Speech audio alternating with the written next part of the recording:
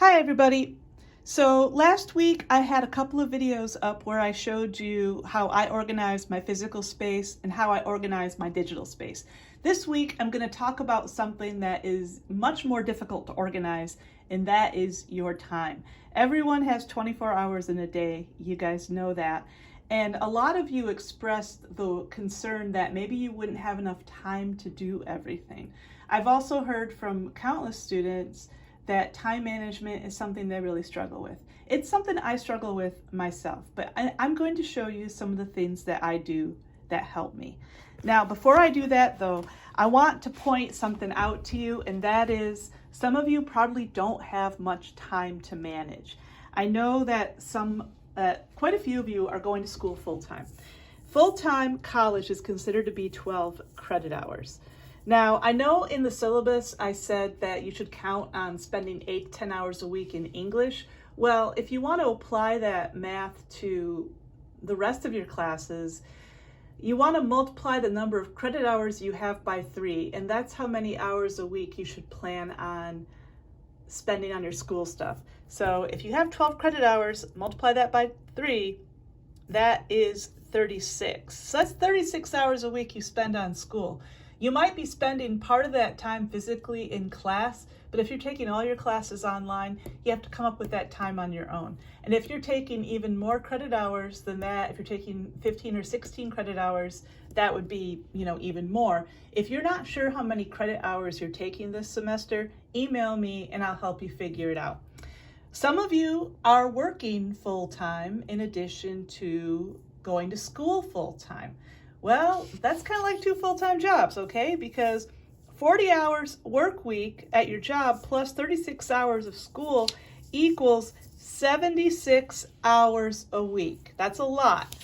And there's 168 hours in a week. So if you subtract 76 from that, you've got 92 work hours, which sounds like a lot until you remember that you have to spend a lot of time each day sleeping. We're supposed to get 8 hours, plus, taking a shower, getting dressed, doing your laundry, cooking meals, everything. And if you're taking care of kids on top of that, that's even more hours. So if you're taking classes full-time, working full-time, raising kids, what do you do? Well, unfortunately, for a lot of my students, the first thing to go is sleep. You might not be able to get a full night's sleep until spring break. I'm sorry about that. That's not ideal, but it's sustainable in the short term. Another thing people do is, and this isn't ideal either, but let the iPad babysit your kids. You don't want to do that too much, but you might need to do it more than you would like to manage.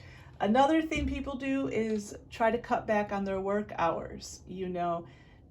Say no to some overtime shifts or whatever. A fourth thing people do is sometimes skip assignments, but you have to do that strategically, all right?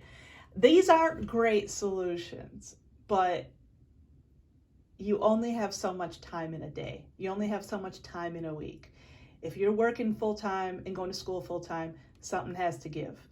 And I can't tell you what that is for you because you're all different and you all have different values. But I can sympathize. It's difficult, but not impossible. Tell yourself that. It's difficult, but not impossible. Anyway, moving on. I'm going to show you some of the tools that I use to organize my time. I showed you a couple of them before. I have a clock. I have a clock in every room in my house, plus I wear a watch just about every day. That's because it really helps me to know what time it is. Helps keep me from going nuts. Another thing that helps me keep from going nuts is if I always know what day it is. I have a calendar up in every single room in my house just about. There's a couple rooms I don't have one, but anyways, I have a calendar on the wall everywhere, and this really helps me because I can visualize the week and I can visualize the month. Some of you might just use the calendar on your iPhone. I don't do that because anytime I pick up my phone, guess what? I get distracted, and I bet you get distracted too. So I highly recommend you get a calendar you can put on the wall. Go to the store. They're all like 50% off right now.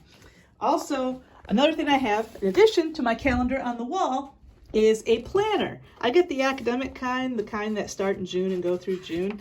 I write down everything I have going on each day. You can get some planners that have like the week view and everything. I like the month view because it helps me to visualize the whole month. What do I have going on this week? Well, I've got a meeting at 3 o'clock Tuesday. I got to work in the writing center, 10 to 12 Wednesday, 10 to 12 Thursday.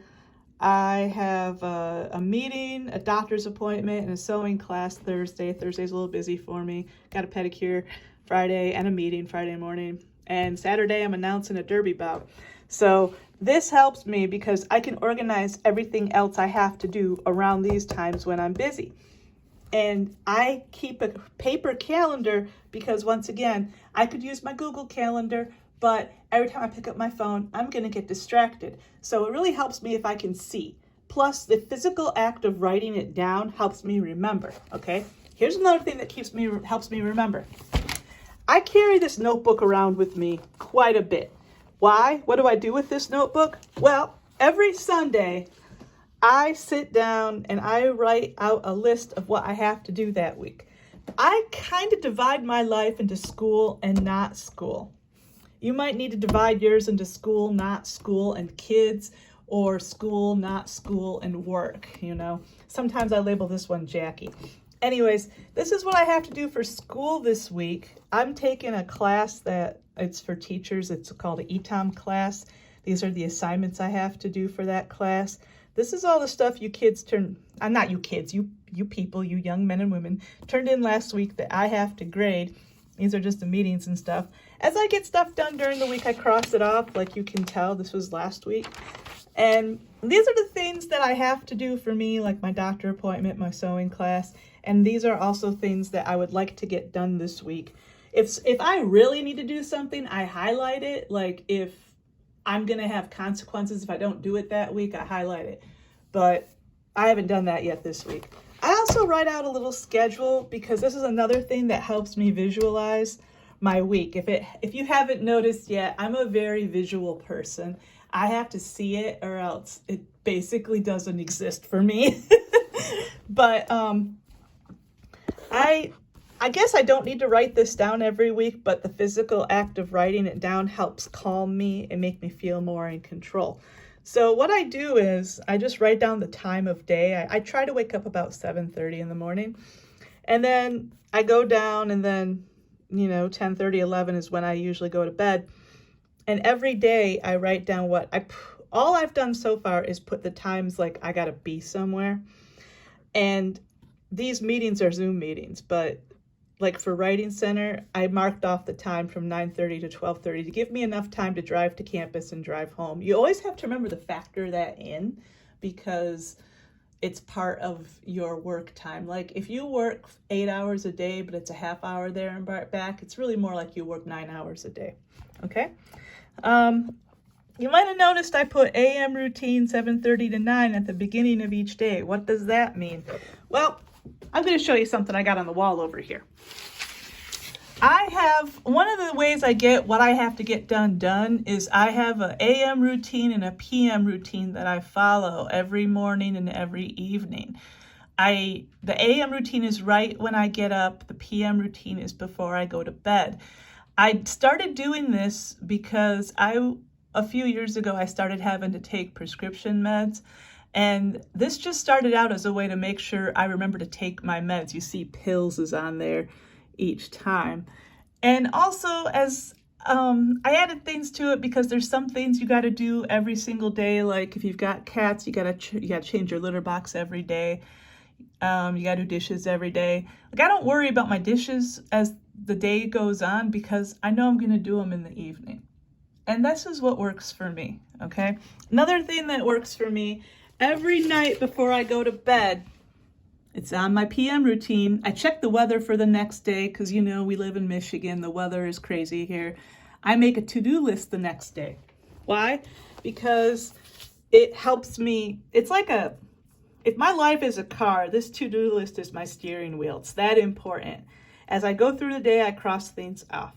I even organize my time video on my to-do list for today, okay? The reason there's a line running down the middle of it is, it's like I said, I divide my life into school stuff and not school stuff.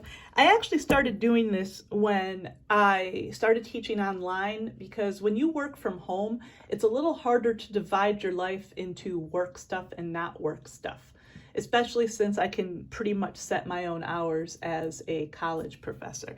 So writing down what I had to do for school on the left and what I have to do that's not for school on the right kind of helps.